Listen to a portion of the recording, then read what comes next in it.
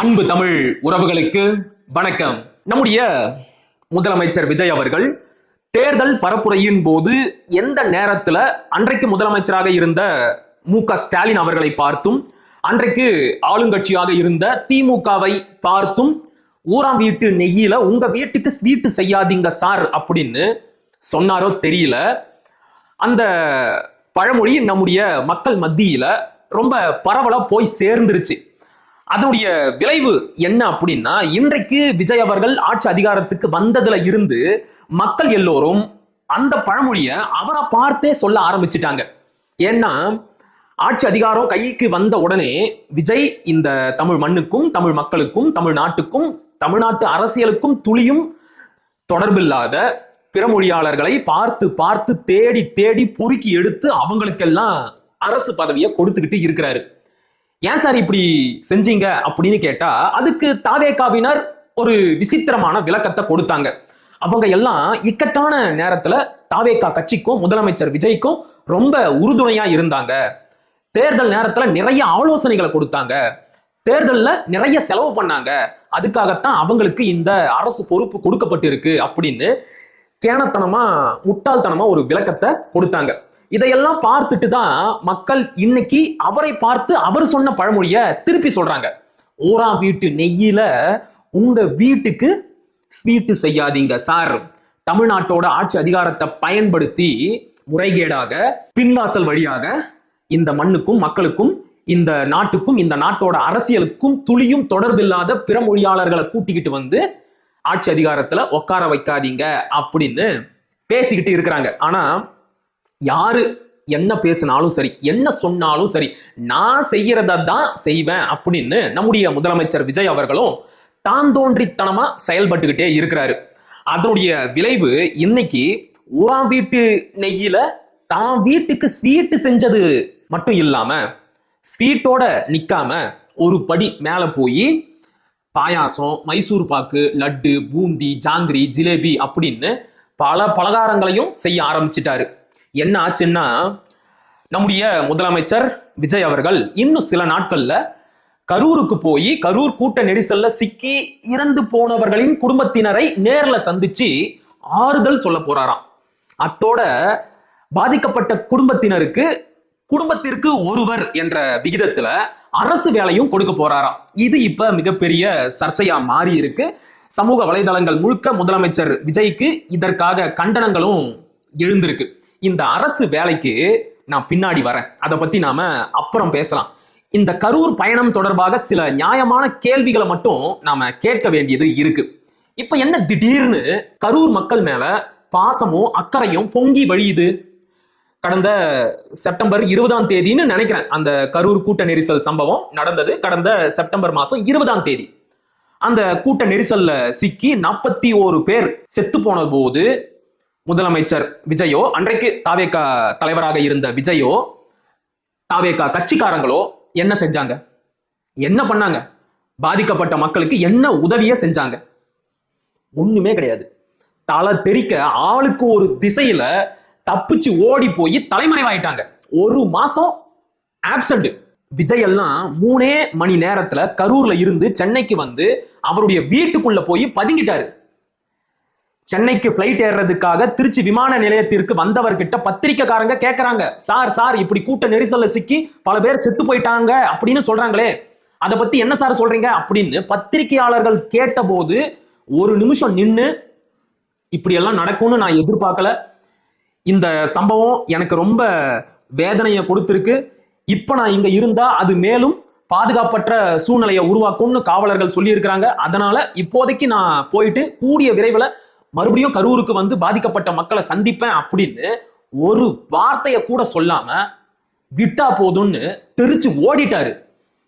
செத்து போனவங்களுக்கு ஒரு மாலையை போடுறதுக்கு கூட தாவேகா கட்சியில இருந்து ஒருத்தர் வரல. எல்லாம் ஆஞ்சி ஓஞ்சி ஒரு மாசத்துக்கு அப்புறம் தவளை பொந்துக்குள்ள இருந்து தலையை நீட்டி எட்டி பார்க்குற மாதிரி தலையை அப்படி சாச்சிக்கிட்டு ஒரு வீடியோ, சிஎம் சார் உங்களுக்கு பழி வாங்கணும்னா நான் என் கட்சி ஆபீஸ்லயோ வீட்லயோ தான் இருப்பேன் அப்படின்னு ஒரு வீடியோ போட்டு பாதிக்கப்பட்ட மக்களை நேர்ல போய் சந்திச்சு ஆறுதல் சொல்லாம உலகத்திலேயே எந்த ஒரு தலைவரும் பண்ணாத ஒரு கேவலமான வேலையை அன்னைக்கு விஜய் பண்ணாரு. பாதிக்கப்பட்ட மக்களை எல்லாம் தனி பஸ்ஸை வச்சு மகாபலிபுரத்துக்கு கூட்டிக்கிட்டு வந்து 5 ஸ்டார் ஹோட்டல்ல ரூமை போட்டு தனித்தனியா அவங்கள சந்திச்சு ஆறுதல் சொன்னாரு. ஆறுதல் சொன்னதா செய்தி வந்துச்சு. உண்மையிலேயே உள்ள என்ன நடந்துச்சுன்னு யாருக்கு தெரியும்? அத்தோட பாதிக்கப்பட்ட நபர்களுக்கெல்லாம் 20 லட்சம் ரூபாய் நிவாரணத்தையும் கொடுத்தாச்சு. முடிஞ்சு போச்சு இல்ல? அப்புறம் எதுக்காக இப்ப திடீர்னு கரூர் மக்களை சந்தித்து அவங்களுக்கு ஆறுதல் சொல்ல போறேன், அவங்களுக்கு அரசு வேலையை கொடுக்க போறேன் அப்படின்னு எல்லாம் சீன் போடுறீங்க? ஏன்னா கரூர் சட்டமன்ற உறுப்பினராக இருந்த எம்.ஆர். விஜயபாஸ்கர் தன்னுடைய சட்டமன்ற உறுப்பினர் பதவியை ராஜினாமா பண்ணிட்டு அதிமுகவுல இருந்து தாவேகாவுல வந்து சேர்ந்துட்டாரு. அப்ப இடைத்தேர்தல் வரும்போது கரூருக்கும் இடைத்தேர்தல் வரும். ஓட்டு கேட்டு அந்த மக்கள் கிட்ட போகணும். அப்ப மட்டும் போனா அந்த மக்கள் நாக்க புடுங்குற மாதிரி கேள்வி கேட்பாங்க. இப்ப மட்டும் எதுக்கு வந்தீங்க?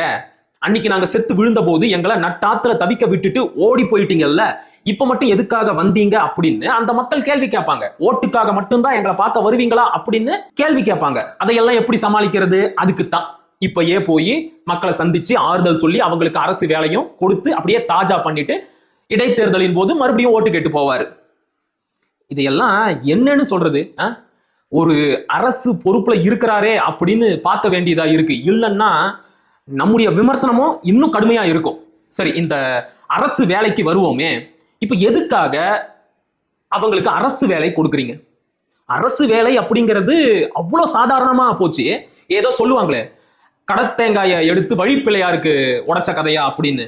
அது மாதிரி அரசு பதவிய என்னமோ அவருடைய கட்சி சொத்தா நினைச்சுக்கிட்டு அப்படியே வாரி இறைக்கிறாரு. பெரிய கர்ண மகாராஜா அரசு வேலையை தானம் பண்றாரு. ஒரு கட்சி கூட்டத்துக்கு ஒரு நடிகனை பார்க்க வந்து செத்தவங்களுக்கு யாராச்சும் உலகத்துல எந்த ஒரு அரசாச்சும் அரசு வேலை கொடுத்து பார்த்திருக்கிறீங்களா?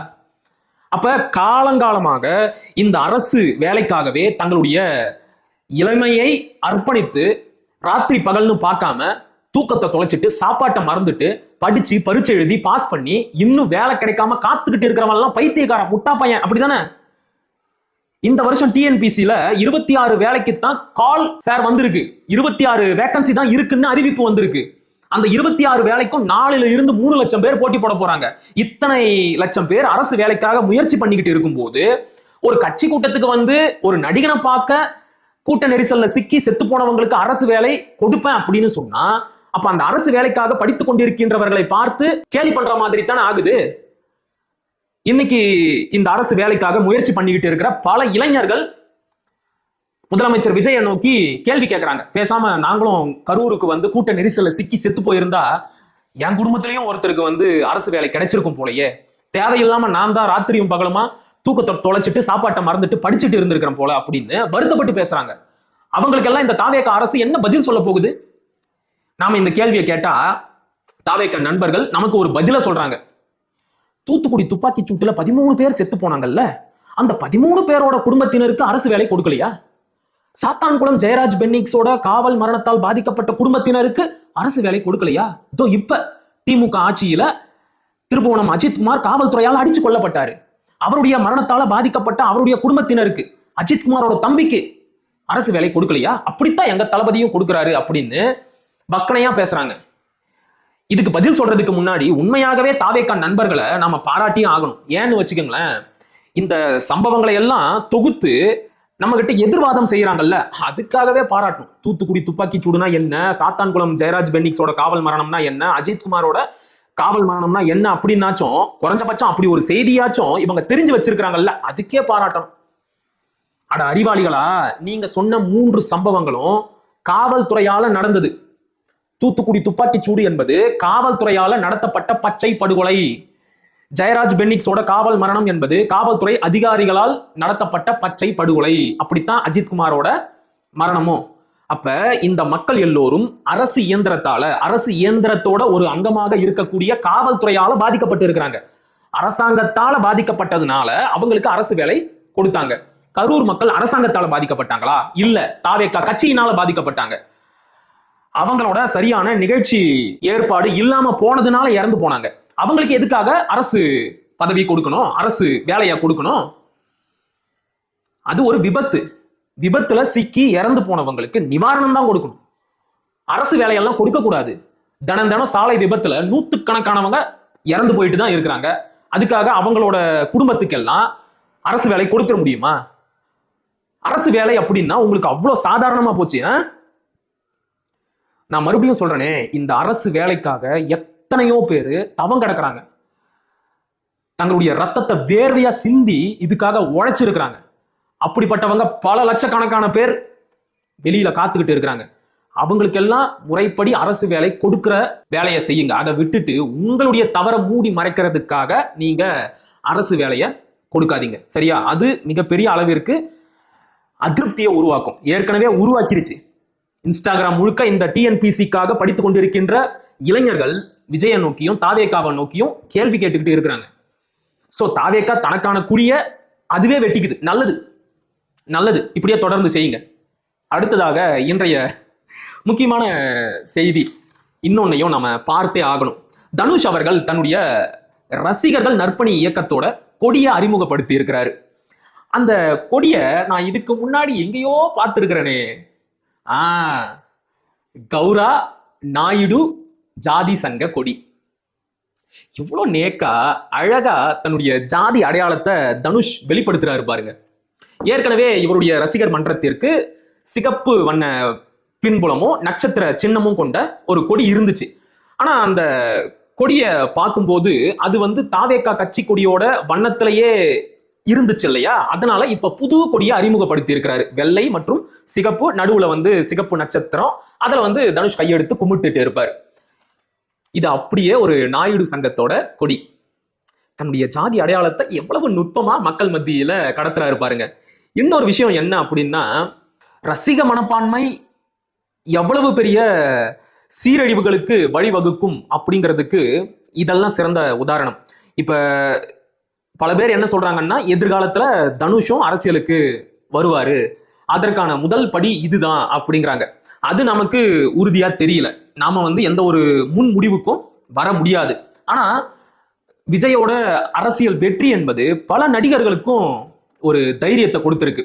நாமளும் நல்லா நடிச்சு ஒரு பெரிய ஸ்டார் ஆயிட்டா நாளைக்கு அரசியலுக்கு வந்துடலாம் அப்படிங்கிற ஒரு தைரியத்தை கொடுத்திருக்கு. எடுத்துக்காட்டுக்கு நடிகர் ஜெய், அடுத்தது பாத்தீங்கன்னா ராகவா லாரன்ஸ், இப்ப ஷாம், இப்படிப்பட்ட நடிகர்கள் எல்லாம் தைரியமா அரசியல் பேச ஆரம்பிச்சுட்டாங்க.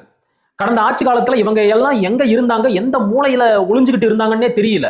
இப்ப திடீர்னு வெளியே மக்களுக்கு நான் நல்லது செய்ய போறேன், அரசியலுக்கு வர போறேன் அப்படின்னு எல்லாம் பேச ஆரம்பிச்சுட்டாங்க. சோ விஜயோட அரசியல் வெற்றி என்பது மற்ற நடிகர்களுக்கும் ஒரு தைரியத்தை கொடுத்திருக்கு. அதன் அடிப்படையில அவங்களும் தங்களுடைய ரசிகர் மன்றத்தை விரிவுபடுத்தி செயல்பட ஆரம்பிச்சிருக்கிறாங்க அப்படின்னு பார்க்க முடியுது. பொறுத்திருந்து பார்க்கலாம் இன்னும் என்னென்ன கேலி கூத்துகள் எல்லாம் இந்த தமிழ்நாட்டுல நடக்க போகுது அப்படின்னு. மீண்டும் ஒரு காணொலியில் சந்திப்போம். அதுவரை இணைந்திருங்கள். இது உங்கள் நெற்றிக்கண். நான் உங்கள் அசோக்குமார் மகிழன். படிப்போம், பகிர்வோம், பயன்பெறுவோம், கற்போம், கற்பிப்போம், களமாடுவோம். தமிழ் வெல்க, தமிழர் வாழ்க, தமிழ்நாடு வளர்க, தமிழ் தேசியம் மலர்க, மலர்க, மலர்க. நன்றி, வணக்கம்.